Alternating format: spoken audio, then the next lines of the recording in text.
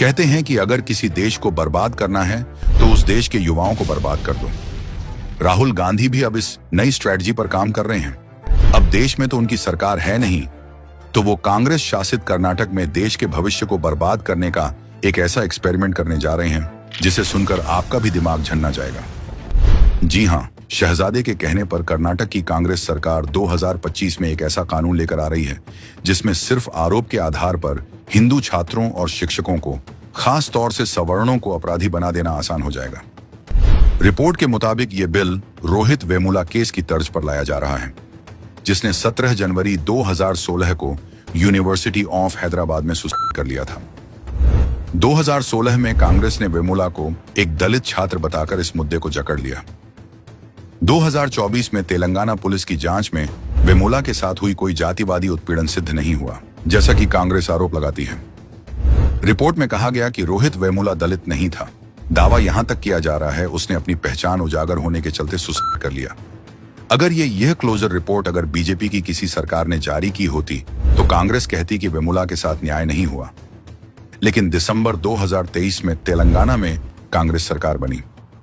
मई 2024 में रोहित वेमुला केस में रेवंत सरकार ने क्लोजर रिपोर्ट लगा दी, जिसमें कहा गया वेमुला दलित नहीं था।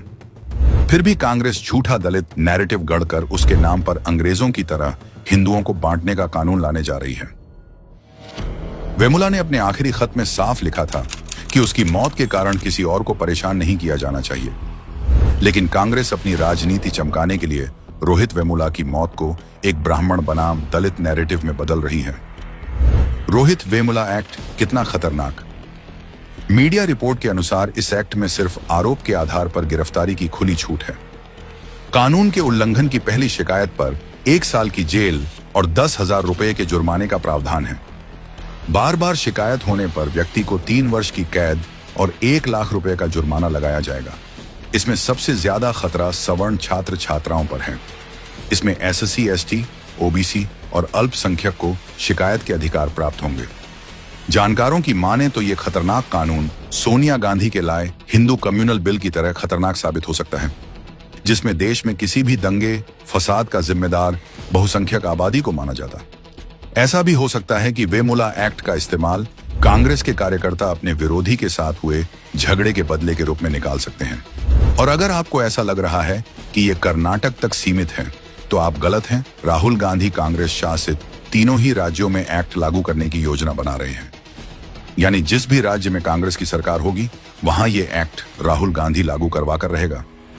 क्या राहुल गांधी का इरादा देश में सवर्ण के खिलाफ उसी तरह नफरत फैलाने का है जिस तरह यूरोप में यहूदियों का हुआ था?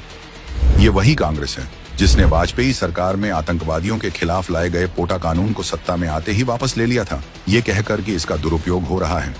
क्या गारंटी है कि कांग्रेस के इस नए नफरती कानून का दुरुपयोग नहीं होगा? राहुल गांधी सत्ता पाने के लिए भाषा क्षेत्र के बाद अब देश के भविष्य को सूली पर चढ़ाने जा रहे हैं, जिसका आने वाला रूप चीखों, नफरत से भरा भयावह होगा। इससे बेहतर यही होगा कि इस बीमारी को लाने वाले के हाथ रोक दिए जाएं।